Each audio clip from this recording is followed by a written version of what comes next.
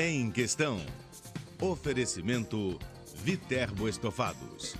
Nossos móveis, seu estilo. E Fran Hairstylist, revelando o melhor de você.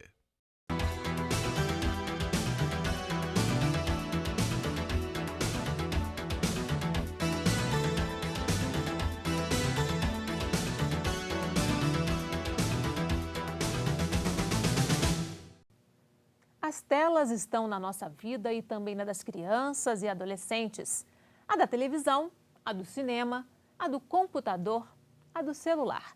Aproveitar essa ferramenta que fascina e prende nossa atenção, mas ao mesmo tempo despertar uma visão crítica sobre o que vemos. Esse é o desafio da educação audiovisual, o nosso tema em questão de hoje.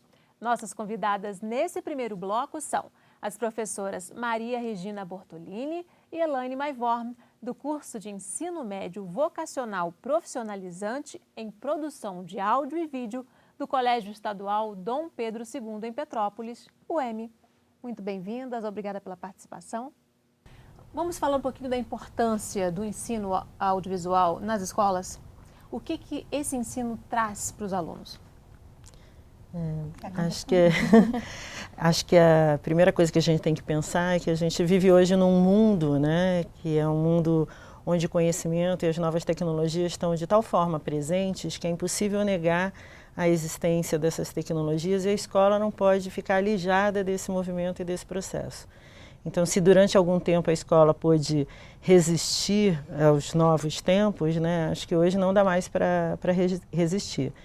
E portanto, a educação audiovisual passa a ser um imperativo para as instituições educacionais, para as ações educacionais, né, em diferentes níveis.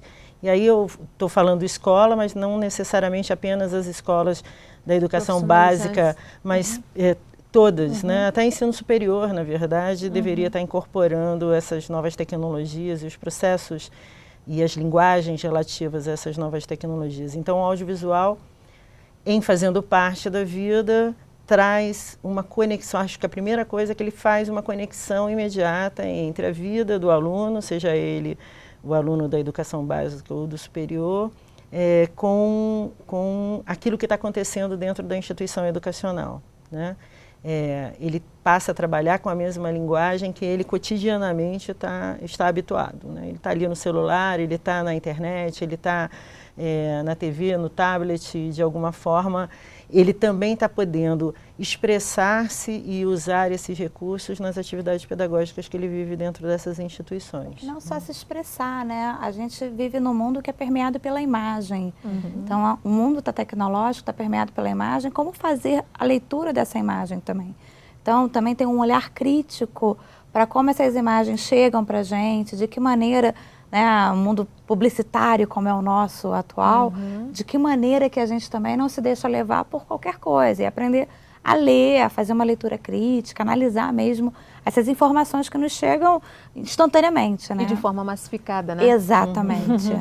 Desde a década de 80, o professor Ismar Soares da USP forjou um conceito que não é aceito em todos os campos, que é o de educomunicação, né? E esse conceito, em alguma medida, abarca uma discussão que alguns intelectuais e praticantes, né, da educação audiovisual no Brasil e na América Latina em geral traziam, que era a questão de que a gente precisa estar pensando o audiovisual, a comunicação em geral, mas especificamente no nosso caso o audiovisual, uma educação para os meios, pelos meios, através dos meios, né? Então, a ideia de estar pensando uma educação audiovisual crítica, né? Então, a exibição de filmes, o debate a partir de filmes, né, permite a esse aluno poder compreender um pouco mais esse conteúdo e a linguagem, a gramática desse produto. Mas ele reclamava também algo que já é recorrente, que é tomar os meios audiovisuais como recurso didático. Então, também poder pensar o vídeo como não apenas um substitutivo de aula, né, mas como um recurso que complementa e traz para a sala de aula realidades, questões, debates, dinâmicas, né? A dramaturgia permite trazer a complexidade do dia a dia, da vida, para dentro da sala de aula. Então, e a partir desse recurso, portanto, enriquecer qualquer atividade que esteja sendo desenvolvida, qualquer trabalho, qualquer conteúdo que esteja sendo desenvolvido. Mas tem um outro elemento que é bastante importante também, um terceiro nível, por exemplo, de apropriação aí do audiovisual como metodologia pedagógica, que é pensar através do audiovisual. Ou seja, nas duas primeiras modalidades, a gente está lidando com o produto. O produto que eu vou ver e que eu vou fazer uma análise mais crítica, compreendendo os elementos que constituem a linguagem do audiovisual, analisando mais profundamente o conteúdo, as abordagens, os pontos de vista colocados nesse produto, né? Pelo diretor, pelo roteirista, enfim.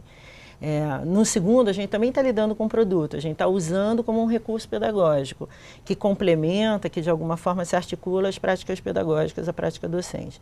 No terceiro, a gente deixa de olhar o audiovisual como produto e passa a olhar como processo.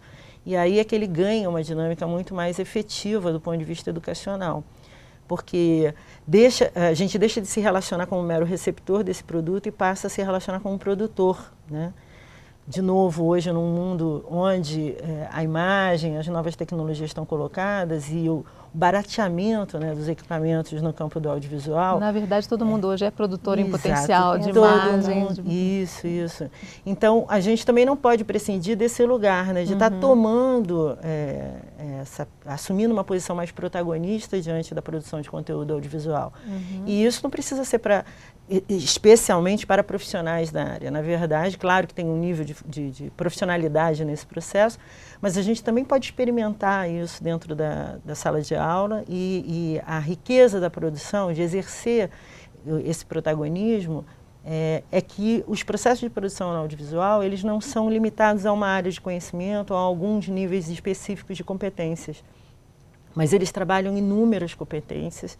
Eles necessariamente envolvem diferentes campos do conhecimento e então eles provocam uma alteração, uma dinâmica, uma problematização da prática pedagógica, né, e da dinâmica da escola muito grande, o que permite refletir mesmo sobre as práticas educacionais e permite ressignificar os processos de aprendizagem. Então, acho que... Provoca uma mudança de postura mesmo nos alunos, né? Porque eles se tornam protagonistas, né?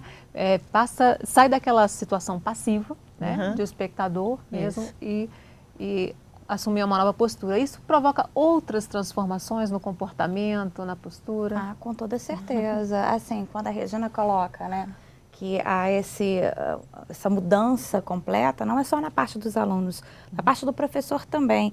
Ele não é só o detentor do conhecimento que tem que passar conhecimento para os seus alunos, explicar o seu conteúdo, a sua disciplina.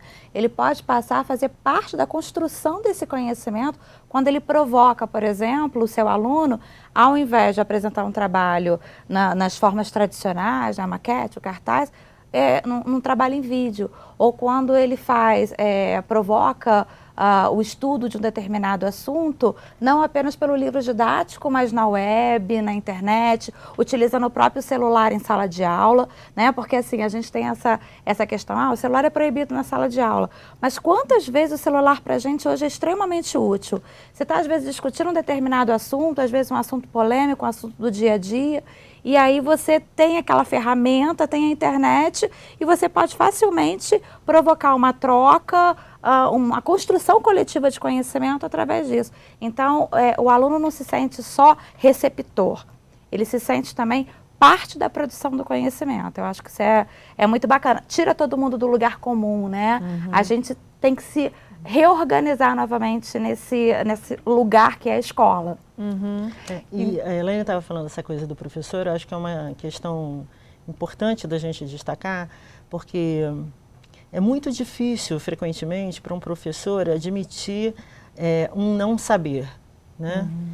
E o processo audiovisual, ele é construção permanente, né? Ninguém, ao produzir um vídeo, já chega com o conteúdo pronto. Na verdade, se você vai entrevistar uma pessoa, o que aquela pessoa estiver te dizendo é que vai construir com você o conteúdo. As circunstâncias sempre mudam. Isso. Se você estiver escrevendo um roteiro de um filme de ficção, também esse roteiro vai exigir uma pesquisa, vai exigir construir personagem, vai exigir de alguma forma. Então, esse professor não está pronto para esse processo. Ele tem que se colocar num lugar de co-participante, de quem participa junto, né, de quem coopera junto, e isso é bastante significativo. Ele fica mais como um mediador, orientador ali, né? Nesse papel. Sim. Vocês falaram aí de outras habilidades que são trabalhadas com os alunos. Essa questão da pesquisa, que é muito importante, né? Ele passa a utilizar isso como ferramenta, né, de trabalho. E também tem essa questão do trabalho em equipe, né? Ele já é trabalhado nisso, né? E a pesquisa, não essa pesquisa que muitas vezes acontece também na escola, que o professor demanda um determinado tema e o aluno vai lá na internet, copia um texto e traz para a sala de aula. A pesquisa para a produção de um vídeo, ela é algo que embasa a construção de um texto que ele vai produzir a partir daí. Porque o vídeo necessariamente é uma construção, né? E como você bem falou, uma construção coletiva. Cada um cumpre um papel, uma função. Ninguém consegue fazer um vídeo de qualidade e num processo como esse, há que se dedicar a que o processo se dê dessa maneira, né? Todos estão de alguma forma colaborando. É um que segura o microfone, é o outro que encontrou o personagem, é o outro que escreveu uma parte do roteiro, é o outro que colocou a luz, que está operando a câmera, enfim. Então, necessariamente é um trabalho de equipe. Isso provoca todas essas questões provocam alguma tensão toda vez que um projeto dessa natureza chega na escola, né? Ou que a escola resolve abarcar um projeto dessa natureza, porque, como a Elaine falou, tira as pessoas do seu lugar, né, de conforto, exige uma outra postura, exige outros conhecimentos. E não só do professor e do aluno, né, mas de toda a estrutura da escola também. Né? Quando você assume um projeto de trabalhar a educação audiovisual e trabalhar o conhecimento a partir da produção de vídeos, você mexe com toda uma estrutura. Você sai para fazer uma pesquisa, não é mais a pesquisa na biblioteca ou na internet. Às vezes você precisa ir entrevistar um advogado, um médico, alguém de uma área social, por exemplo. Você tem que conversar com, por exemplo, um projeto social, né, envolvendo moradores de rua, como a gente já teve 2 projetos. Você tem que ir à noite conversar com pessoas das entidades que fazem esse tipo de ajuda. Então, movimenta completamente essa estrutura e, inclusive, mexe com esse horário escolar. Então, tanto as famílias, quanto os alunos, quanto a própria coordenação, a direção da escola, elas têm que estar né, flexíveis para poder entender como é que essas demandas acontecem, né? Como é que elas se dão. Muitas vezes a gente faz a discussão no campo educacional sobre o quanto é necessário tornar o currículo, né, uma prática dinâmica, né, viva, mas a gente vive, via de regra, em instituições que seguem um modelo burocrático, muitas vezes engessado, né, em que a sua aula termina quando o sinal toca, em que você só dá o conteúdo que está no livro didático, em que a avaliação só se processa a partir de certos instrumentos como testes, como provas, né.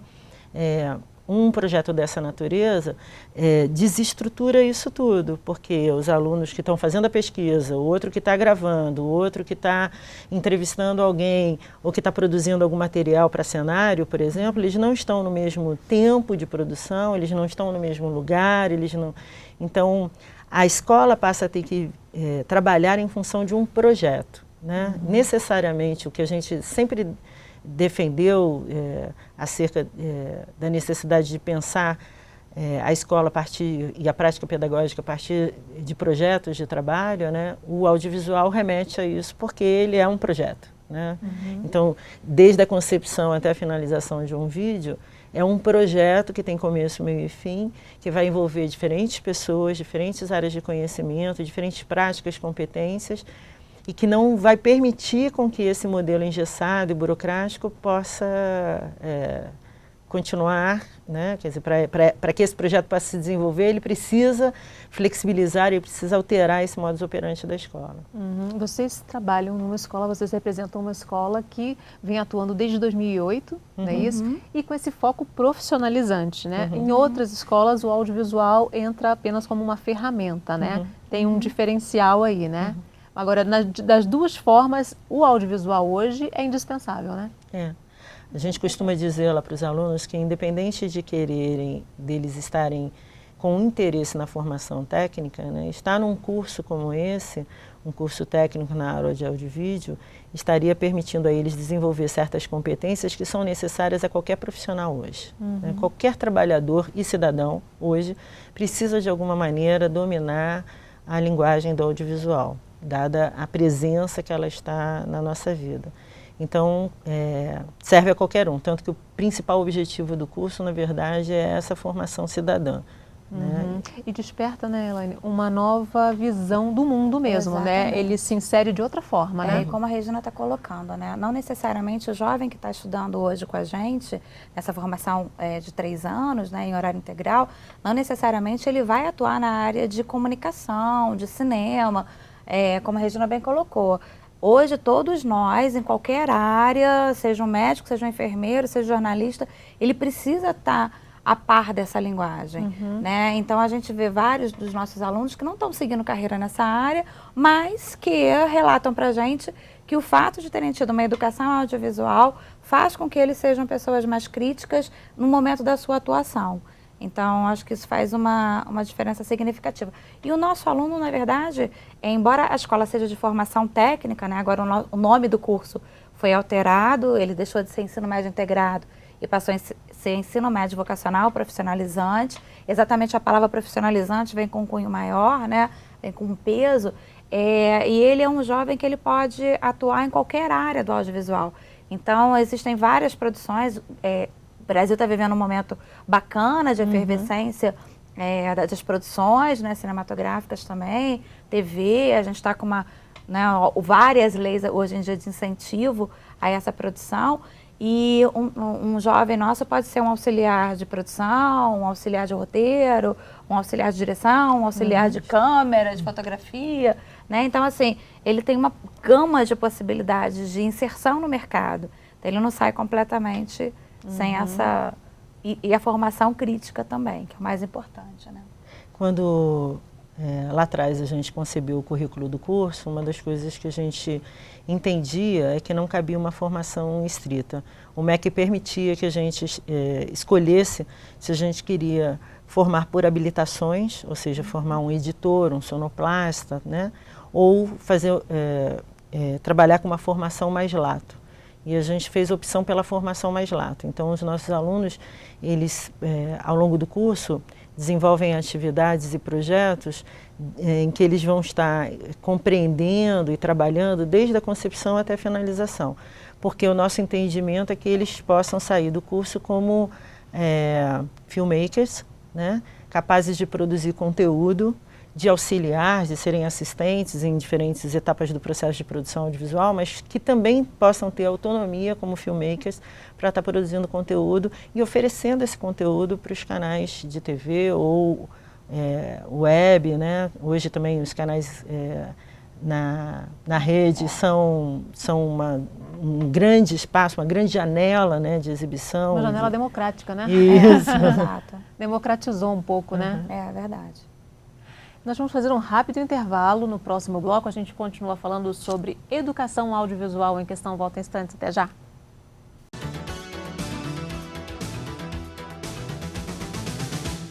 Em Questão. Oferecimento Viterbo Estofados. Nossos móveis, seu estilo. E Fran Hairstylist, revelando o melhor de você. Em Questão. Oferecimento Viterbo Estofados. Nossos móveis, seu estilo.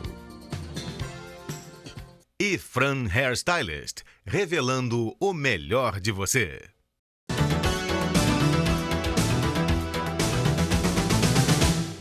O Em Questão está de volta falando sobre educação audiovisual. Nossas convidadas nesse segundo bloco são as professoras Maria Regina Bortolini e Cíntia Diel, do curso de Ensino Médio Vocacional Profissionalizante em Produção de Áudio e Vídeo do Colégio Estadual Dom Pedro II, em Petrópolis, UEM. A gente estava falando dessa questão da educação, ela não pode ser separada da realidade do mundo aqui fora, né? Na verdade, o que vocês estão conseguindo lá no UEM é fazer essa interação, né? Essa troca entre a vida dentro da escola e a vida fora da escola, né? Acho que um exemplo disso é como, e como isso enriquece, né, dá outro significado para a escola e para o aprendizado dentro da escola, é quando os alunos, por exemplo, fazem o que a gente chama de transcriação, que é conhecido como transcriação literária. Então, ao invés de um exercício de redação, por exemplo, desprovido de sentido, porque de alguma forma não se engaja num projeto, né, que tem sentido para esse aluno, porque ele vai estar como protagonista, realizando alguma coisa que ele acredita e que ele criou. Na hora que eles estão desenvolvendo uma transcriação literária, ou seja, fazendo a adaptação de um texto literário para a linguagem audiovisual, para o desenvolvimento de um produto, eles estão aprendendo uma série de conceitos em língua portuguesa, em literatura, mas aprendendo isso de uma forma muito mais lúdica, muito mais significativa. Eu diria que essas ferramentas, elas ressignificam mesmo. Eu sou professora de português também, além de comunicação crítica, que é uma das matérias técnicas do curso, e a partir do momento que eles precisam interpretar a história a ponto de dissecá-la e entender como ela foi construída, quais de fato são os elementos importantes, a história, né? Eu me lembro de quando eu estava na escola, faça um resumo do livro, né? Por que era tão difícil fazer um resumo? Por que a gente pegava o início da história e colocava no primeiro parágrafo, o meio da história e colocava no meio e a conclusão lá no finalzinho? Porque a gente não entendia qual era a proposta da escola, da história. A partir do momento que eles precisam entender essa história, porque eles vão transcriá-la, porque eles vão inclusive construir conhecimento em cima dela, a leitura deixa de ser uma simples obrigação para ser uma habilidade a ser desenvolvida. Então, aí nesse sentido, a língua portuguesa está ressignificada em sala de aula. Não só, mas né, como esse exemplo. Ganhou outro sentido. Eles começam a enxergar né? ali os personagens, né, todo o argumento. Existe uma motivação para enxergar tudo isso. Né? Não é só porque a professora pediu para ler e vai ter um questionário para responder depois. Eu preciso entender, porque senão eu não desenvolvo a minha obra, eu não desenvolvo o meu produto. E aí vem a motivação, a tão famigerada motivação que tem faltado nos estudantes hoje em dia. Que muitos reclamam, né? E aí, por exemplo, quando a Cíntia está falando isso, ela está dizendo do dissecar, né? Às vezes, para um professor, é difícil ousar e apostar numa metodologia como essa, porque ele mesmo muitas vezes tem dificuldade na compreensão mais aprofundada do conteúdo, do conhecimento na área em que ele trabalha. A gente sabe que a formação profissional, a formação de professores, ela se precarizou muito nos últimos anos, né? E isso dá até um outro programa, mas então, muitas vezes os professores têm resistência a adotar uma metodologia como essa, porque eles vão ter que lidar também com as suas deficiências. Mas a gente defende na escola que isso não deve ser um problema, visto como um problema, mas visto como um desafio e uma oportunidade, né, de autoformação, de formação continuada, né, de crescimento. Né? Então, o professor também pode estar aprendendo com esse processo.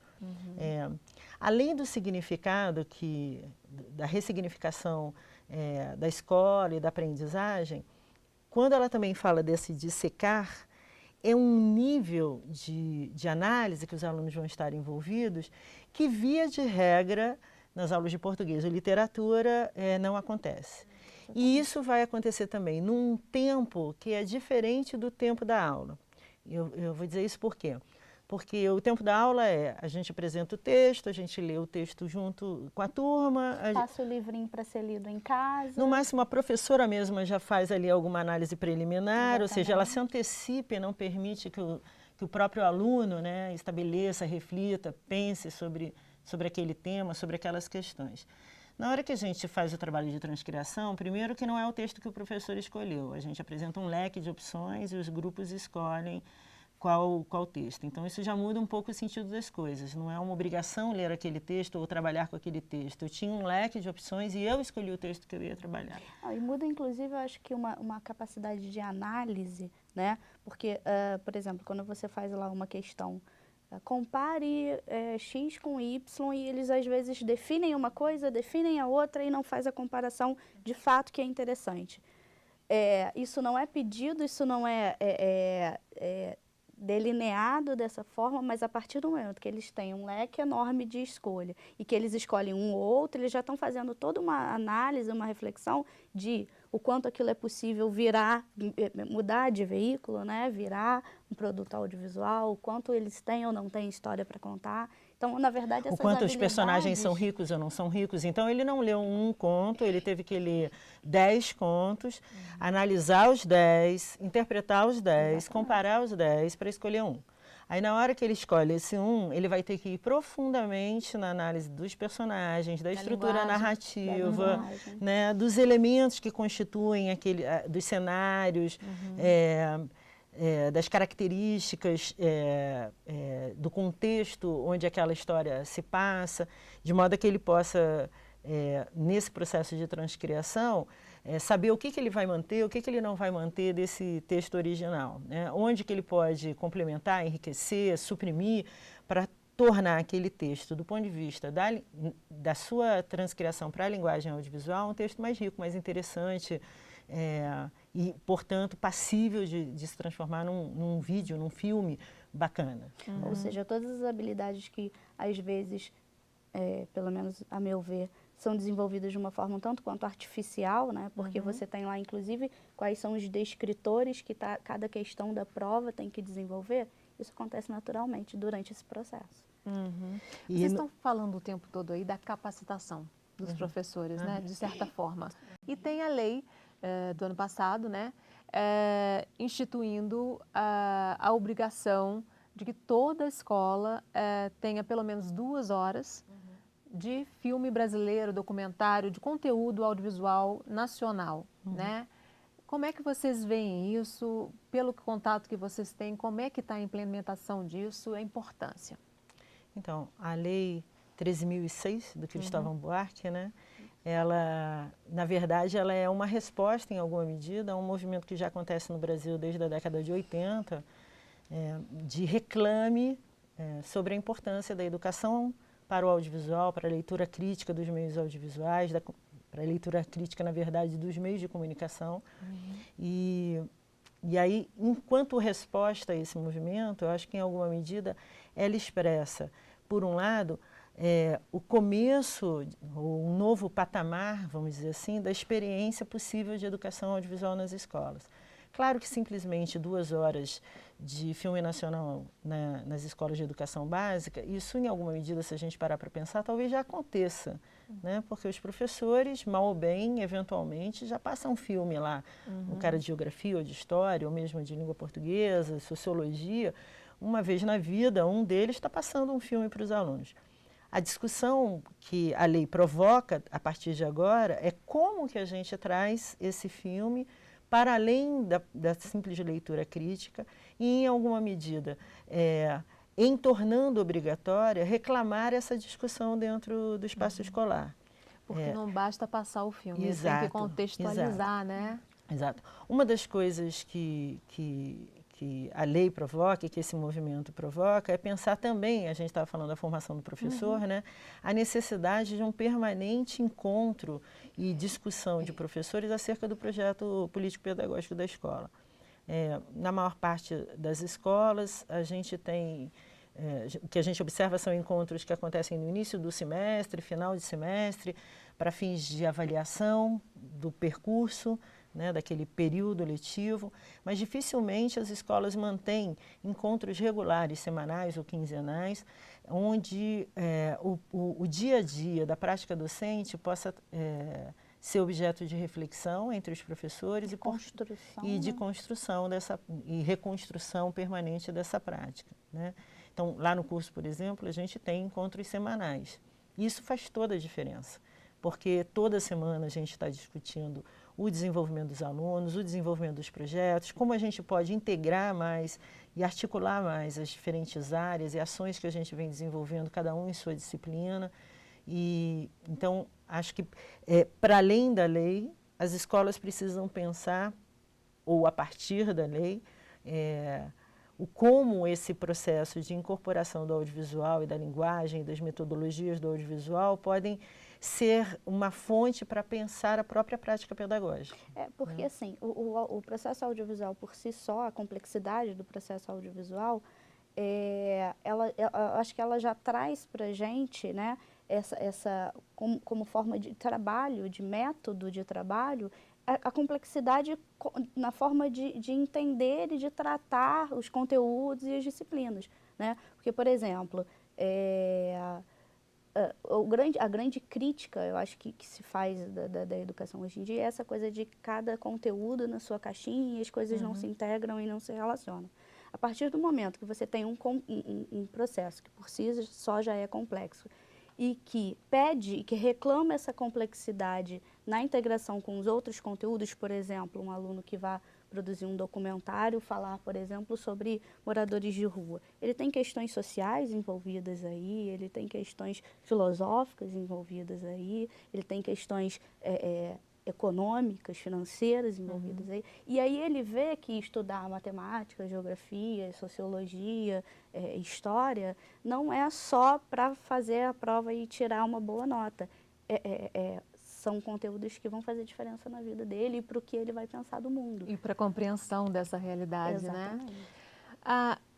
A gente está chegando aí na 6ª edição da Mostra Audiovisual de Petrópolis, né? E a cada edição o compromisso com a educação fica mais forte da mostra, né? Então, a mostra começou como uma iniciativa da escola, apenas para criar um espaço de exibição desses produtos. Da visibilidade, né? Os alunos, a cada semestre, desenvolvem um produto, né? Então, no primeiro ano, eles produzem documentários e videoclipes. No segundo ano, eles fazem as transcriações literárias, então são adaptações de textos literários. No terceiro ano, eles desenvolvem produtos autorais. A mostra seria um espaço para que a sociedade pudesse, eles e seus familiares, a sociedade em geral, pudessem tomar contato com essa produção. Só que ela cresceu bastante, né? Pois é, do quarto ano, da quarta mostra para cá, na verdade, ela já vem extrapolando os muros da escola. A gente já fez parcerias com o Palácio Rio Negro, o Museu Imperial, com a Casa Cláudio Souza, o CP, aqui com a FASE, enfim, a gente está crescendo, né, enquanto não só alargando o espaço territorial que a mostra ocupa, né, com exibições, mas também com atividades diferentes. Então, oficinas, esse ano a gente tem 12 oficinas, a gente tem 10 filmes de longa-metragem com debate, a gente está na praça pública, a gente está no SESC, nos centros culturais, enfim. Então, ela ganha. Esse ano a gente traz para dentro da mostra, inclusive, uma discussão de mercado, né? A gente está vivendo um momento especial do segmento audiovisual da cidade, com a constituição da Petrópolis Film Commission. Então, esse debate também vai estar dentro da mostra. A assinatura do decreto da Petrópolis Film Commission acontece dentro da mostra. Então, na verdade, ela cresce, se enriquece, se dinamiza, se multiplica, inclusive ao longo do ano, não só territorialmente, não só na diversidade de atividades, mas também do ponto de vista temporal. Da mostra do ano passado para esse ano, a gente desenvolveu um projeto chamado Projeto Vídeo Geração, cujo objetivo era atingir outros públicos e outros territórios da cidade, com o propósito de estar difundindo essa proposta da educação audiovisual e difundindo a cultura audiovisual. Então, fomos para 6 escolas públicas municipais, trabalhando com crianças e adolescentes, pré-adolescentes, na faixa de 12 a 18 anos, do 5º ao 9º ano. Uma experiência muito rica, onde nossos professores e alguns alunos do 3º ano formaram equipes para estar nessas escolas, os alunos como monitores, fazendo uma série de oficinas onde essas crianças e os seus professores estariam vivendo a experiência semelhante à que a gente vive na escola, sem o propósito de formação técnica, mas vivendo a experiência de desenvolver um produto, né, de autoria. Né? E foi uma experiência muito rica. O resultado vai estar na mostra. O resultado vai estar na mostra também. São 6 produtos audiovisuais. 6 produtos audiovisuais. Criados por escolas, são escolas municipais. São escolas municipais. Até um pouquinho mais, porque algumas escolas fizeram mais de um vídeos.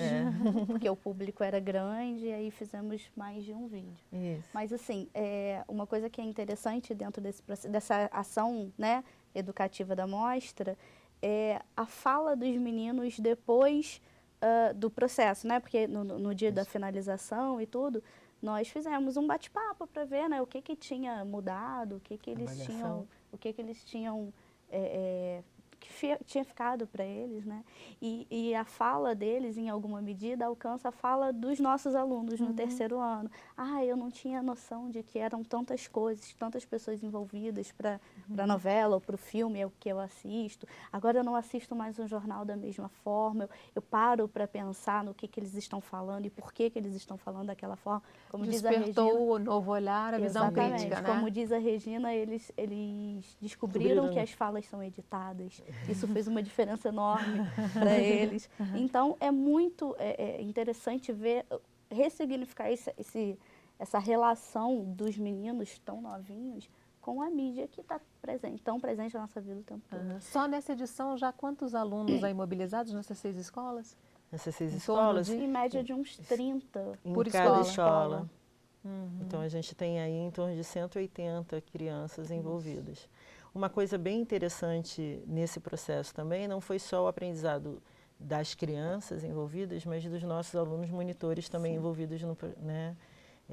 Porque eles deixaram de estar no lugar de quem pelo menos se percebe como aprendiz, né? E passaram a estar no lugar de educadores, né? De quem já acumulou algum aprendizado, algum conhecimento e agora pode desdobrar e compartilhar com outros. Que é também uma coisa importante que a gente cultiva dentro do curso e da escola, né? A ideia de que esse aprendizado que a gente vive e todos os outros na nossa vida, a gente deveria compartilhar. O espírito de coletividade é alguma coisa muito forte para a gente. Por isso a gente não pensa a mostra como alguma coisa que é só da escola, né? A mostra é, na verdade, hoje especialmente, eu diria que a gente tem sentido como um presente que a gente hoje coloca para a cidade, né? E vocês trazem profissionais do mercado mesmo para fazer essa troca de experiência com os participantes, né? Nas oficinas principalmente. Isso, a gente vai ter profissionais que vão estar dando oficinas desde produção de webséries até direção, trilha sonora, sonorização. Isso. Maquiagem. E isso é uma coisa que nos dá muito prazer, né? Perceber que alguma semente a gente tem colocado no mundo. Em vários âmbitos, né? Porque o objetivo, o público inicial era o aluno, mas hoje com os profissionais da cidade, com os educadores, então acho que a gente está conseguindo alastrar aí, esse plantio. E quem ficou curioso tem lá o site para saber da programação, né? www.mostrapetrópolis.com.br. Esse site fica em vigor durante a mostra com a programação e ele permanece no ar depois da mostra, trazendo novidades sobre educação audiovisual e os projetos que o curso estiver na continuidade realizando. A importância da criação da Petrópolis Film Commission. Uma Film Commission é uma comissão, uma organização de pessoas que de alguma forma facilita a produção audiovisual numa determinada região. Petrópolis é uma cidade cenário. Petrópolis está a 1 hora do maior mercado audiovisual do país, que é o Rio de Janeiro, né? A cidade com maior capacidade de produção, talvez, né? Onde se concentram os recursos, grande parte dos recursos da produção audiovisual do país. Isso nos coloca numa condição muito favorável, mas a gente não tem explorado isso adequadamente. Então, claro que vários filmes e novelas já foram filmados em Petrópolis, mas por uma iniciativa muito mais dos produtores do que propriamente uma iniciativa de política pública para essa área.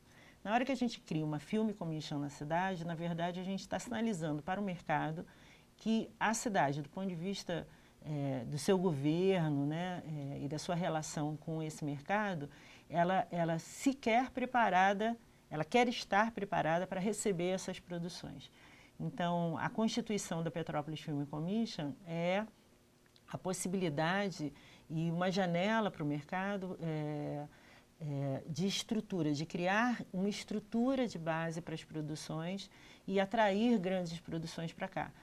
Isso fomenta a produção audiovisual local, os profissionais que trabalham nessa área, mas isso também, em alguma medida, provoca um efeito em cascata, um efeito maior, porque essas produções, elas normalmente movimentam, né, setor de alimentação, de hospedagem, de hotelaria. O turismo muitas vezes se vê atraído porque se tem essa efervescência na cidade, aquele cenário. Então, na verdade, não é só o audiovisual que se vê beneficiado na hora que a gente cria essa estrutura. Na verdade, toda uma ampla gama de setores econômicos de alguma forma se tornam beneficiados. Nós vamos fazer mais um rápido intervalo. No próximo bloco a gente continua falando sobre educação audiovisual. O Em Questão volta em instantes. Até já.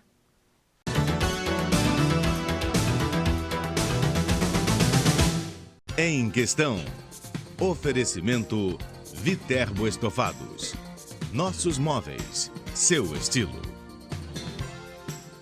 E Fran Hairstylist, revelando o melhor de você. Em Questão. Oferecimento Viterbo Estofados. Nossos móveis, seu estilo. E Fran Hairstylist, revelando o melhor de você.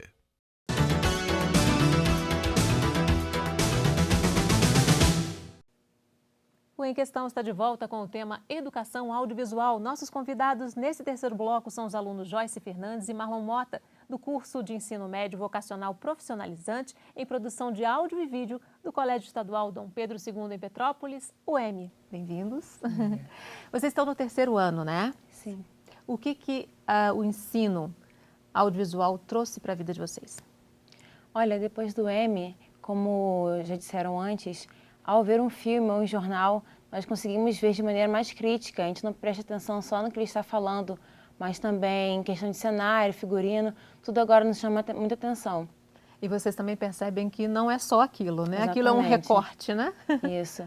E agora a gente está mais incluído nessa área da gravação, a gente edita, então a gente sabe melhor como ocorre isso. Não é só gravado e joga na televisão, entendeu? A gente conheceu a profundo agora e podemos ter um olhar mais crítico e saber como realmente acontece.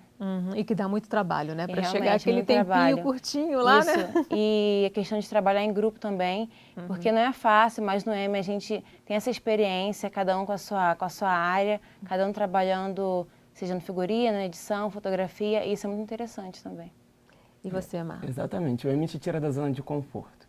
Ele te mostra o porquê de se fazer, cada coisa tem um intuito. E a Joyce falou muito bem, a gente entende que somos parte do mundo e não vivemos no mundo afora, no seu mundinho. E isso é muito importante, então você se torna um ser mais crítico, que é bem legal, você não é mais doutrinado, entendeu? Você entende o mundo. Vocês passam a ter um outro olhar, né, para o mundo, né? E a questionar mais também. Uhum. Não só olhar e aceitar aquilo que nos é imposto, a gente quer questionar, quer saber como foi feito, por que foi feito daquela maneira. Vocês, agora na mostra audiovisual, vão mostrar um projeto criado por vocês, né? Que projeto é esse? Bom, é o projeto autoral no final do terceiro ano. Passados os 3 anos, nós entendemos a confecção de um filme, a concepção.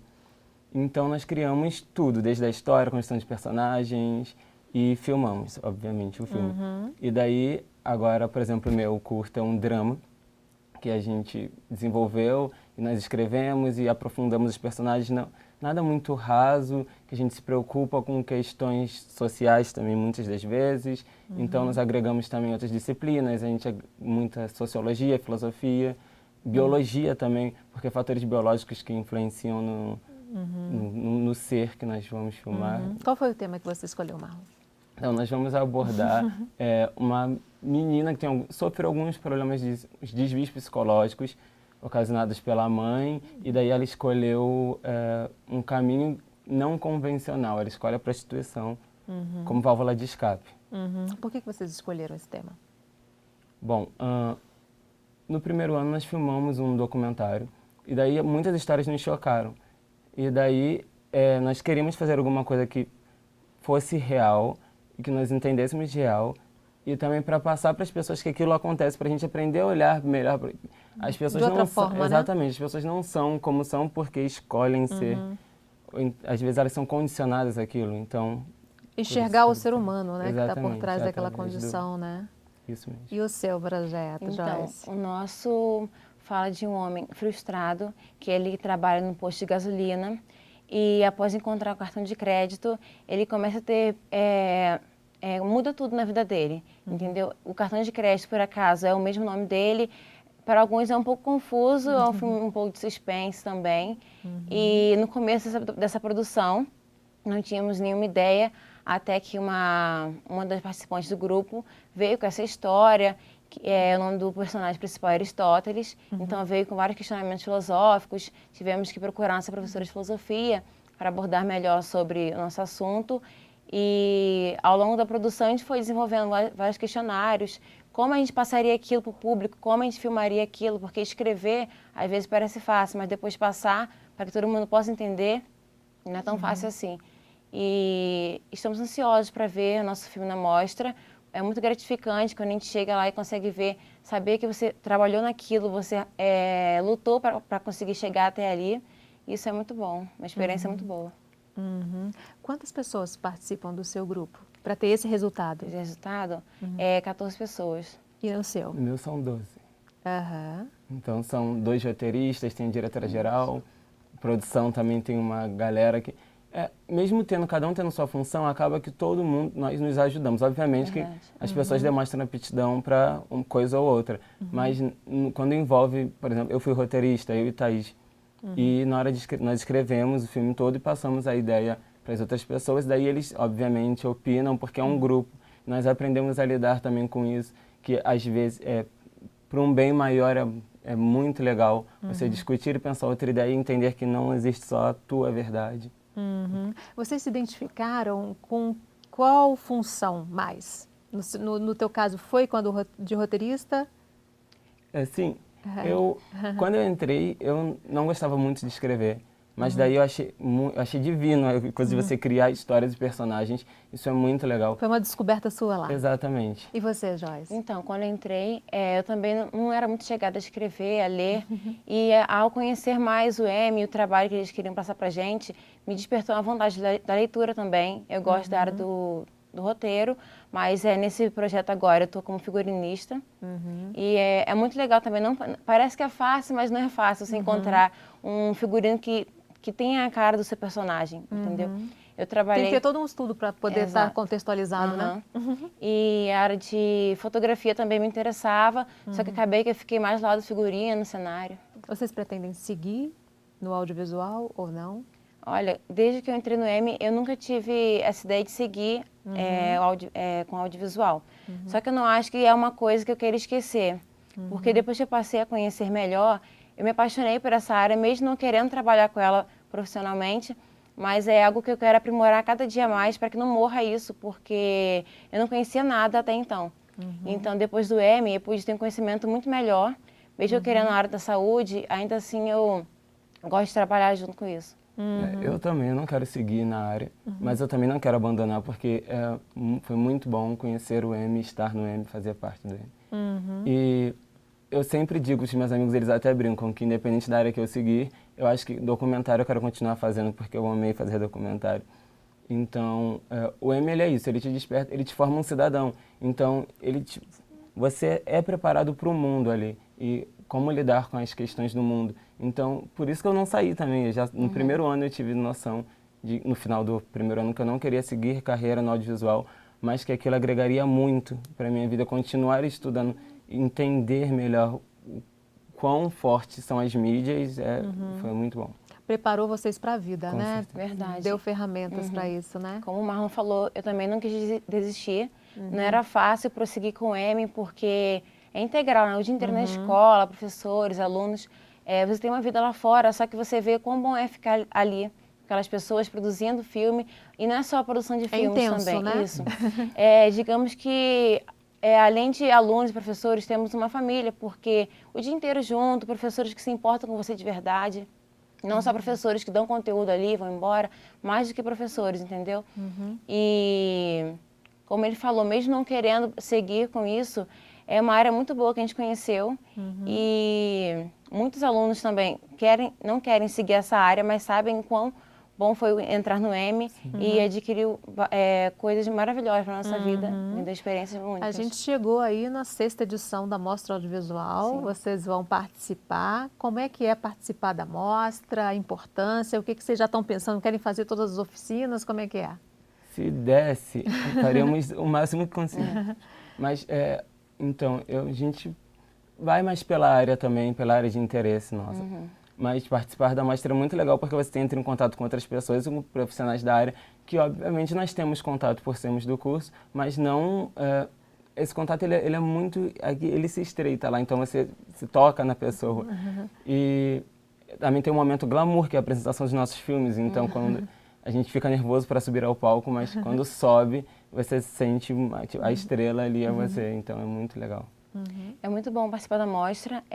As oficinas, como o Marlon falou, se der a gente participaria de todas. Agora vai ter o desafio Meu Filme também, 48 horas para construir um filme. Só que participando do Meu Filme não consigo participar das outras oficinas, então tem que fazer uma escolha. Mas se der a gente participaria de tudo. É tudo tão bom, né? Exatamente, porque tudo, um é roteiro, outro é maquiagem, mas tudo você quer participar, só que às vezes o horário não bate. Mas é muito bom. Já separaram alguma oficina que vocês vão se inscrever? Como é que é? Já se inscreveu. Me inscrevi em maquiagem, sonorização.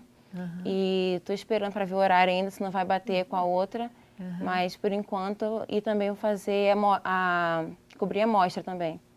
E Sim, você? eu me inscrevi em maquiagem também porque eu não tinha feito os outros anos e eu me desafiei também. Eu estou fazendo crowdfunding também e produção de arte. Tá certo. Infelizmente, nosso tempo terminou. Agradeço muitíssimo a participação de vocês. Obrigada. E a gente tem um encontro marcado no próximo Questão. Espero você. Até lá.